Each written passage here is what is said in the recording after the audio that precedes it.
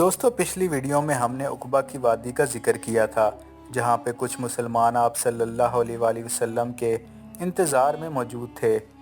کچھ انتظار کے بعد آپ صلی اللہ علیہ وآلہ وسلم اپنے چچا عباس کے ساتھ تشریف لائے۔ عباس اس وقت تک اپنے سابقہ مذہب کفر پر قائم تھے، لیکن ان کی خواہش تھی کہ جو بھی وعدہ ہو وہ قابل بھروسہ اور پائیدار ہو۔ جب رسول اللہ صلی اللہ علیہ وآلہ وسلم اپنی جگہ پر تشریف فرما ہوئے تو سب سے پہلے عباس نے بات شروع کی۔ خزرج کے لوگوں، تم جانتے ہو کہ ہمارے نزدیک محمد صلی اللہ علیہ وآلہ وسلم کی کیا عزت اور کیا مقام ہے، اور ہم نے کس طرح انہیں لوگوں کے شر سے محفوظ رکھا ہے۔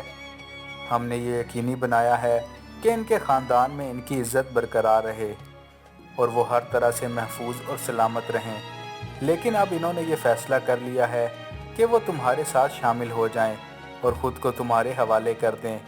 اب اگر تم سمجھتے ہو کہ جو وعدہ تم کرتے ہو اس پر قائم رہو گے اور ہر طرح کی مخالفت کا سامنا کرتے ہوئے ان کی حفاظت کرو گے، تو یاد رکھو یہ ایک بہت بڑا بوجھ ہے اور بہت بڑی ذمہ داری ہے جسے تم اپنے اوپر لے رہے ہو۔ اگر تمہارے دل میں ذرا سا بھی شک ہے کہ تم ان سے کیے گئے وعدے کو پورا نہ کر سکو گے تو بہتر ہے کہ ابھی ان کو چھوڑ دو۔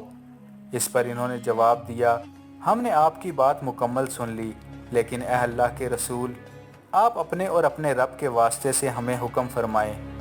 رسول اللہ صلی اللہ علیہ وآلہ وسلم نے قرآن کی تلاوت فرمائی، پھر اللہ کی طرف بلاتے ہوئے اور اسلام کی دعوت دیتے ہوئے فرمایا، میں تم سے اس شرط پر معاہدہ کرتا ہوں کہ تم میرے فرما بردار بنو گے اور جس بات کا وعدہ کرو گے اس کے پابند رہو گے اور میری مکمل حفاظت کرو گے، بالکل ویسے ہی جیسے تم اپنی عورتوں اور بچوں کی حفاظت کرتے ہو۔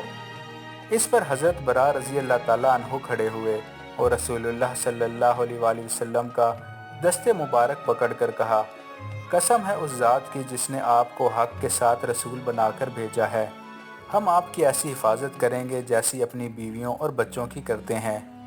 آپ ہماری وفاداری کا وعدہ قبول فرمائیں۔ لیکن اے اللہ کے رسول صلی اللہ علیہ وآلہ وسلم، ہمارے اور دوسرے لوگوں کے درمیان کچھ پرانے رشتے بھی ہیں۔ اس سے مراد یہودیوں سے تعلقات تھے اور ہم ان تعلقات کو ختم کرنے پر راضی ہیں، لیکن کیا یہ ممکن ہے کہ اگر اللہ نے آپ کو فتح عطا فرمائی تو آپ ہمیں چھوڑ کر دوبارہ اپنی قوم یعنی قریش کی طرف لوٹ جائیں گے؟ آپ صلی اللہ علیہ وآلہ وسلم نے فرمایا، ہرگز نہیں، میں تمہارا ہوں اور تم میرے ہو، جس سے تم جنگ کرو گے میں بھی اس سے جنگ کروں گا، اور جس سے تم صلح کرو گے میں بھی اس سے امن اور صلح کے ساتھ رہوں گا۔ اس کے بعد رسول اللہ صلی اللہ علیہ وآلہ وسلم نے فرمایا، تم اپنے قبیلے کے 12 ایسے افراد لاؤ جو اپنی قوم کے معاملات میں قیادت کے اہل ہوں۔ انہوں نے 12 نمایاں افراد پیش کر دیے۔ 9 افراد خزرج قبیلے سے تھے اور 3 اوس قبیلے سے، کیونکہ حاجیوں کی افراد 73 تھی، جن میں 62 خزرج اور 11 اوس قبیلے سے تعلق رکھتے تھے۔ خزرج کے 9 سرداروں میں حضرت اسد رضی اللہ تعالیٰ عنہ اور حضرت برا رضی اللہ تعالیٰ عنہ بھی شامل تھے۔ اوس کے 3 افراد میں حضرت عبادہ رضی اللہ تعالیٰ عنہ بھی تھے، جنہیں حضرت سعد رضی اللہ تعالیٰ عنہ نے اپنا نمائندہ بنا کر بھیجا تھا۔ دوستو، جب یہ لوگ رسول اللہ صلی اللہ علیہ وآلہ وسلم سے بیعت کر رہے تھے تو ان 12 میں سے ایک آدمی جو خزرج قبیلے سے تعلق رکھتا تھا اور اس نے پچھلے سال ہی بیعت لی تھی، لوگوں کو روکنے کی کوشش کرتے ہوئے مخاطب ہوا، خزرج کے لوگوں، کیا تمہیں معلوم ہے کہ تم جس شخص کی بیعت کر رہے ہو اس کا کیا مطلب ہے؟ سب نے کہا، ہم جانتے ہیں۔ لیکن اس شخص نے ان کے جواب کی پرواہ نہ کرتے ہوئے کہا، تم لوگ ان کی بیعت کر کے دنیا کے سارے گورے اور کالے لوگوں سے لڑائی مول لے رہے ہو۔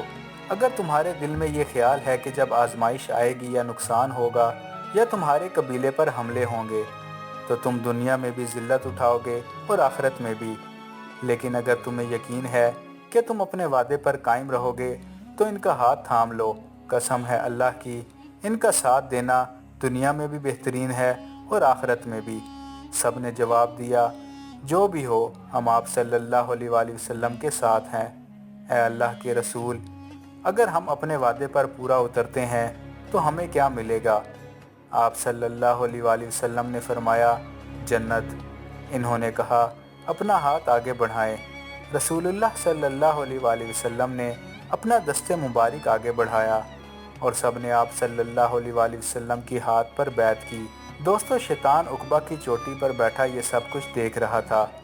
جب اس سے مزید برداشت نہ ہوا تو وہ بلند آواز میں چیخ کر بولا، مزمل!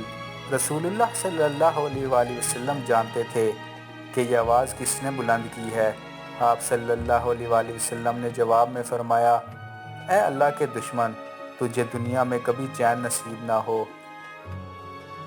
مزید ویڈیوز کے لیے چینل کو سبسکرائب کریں۔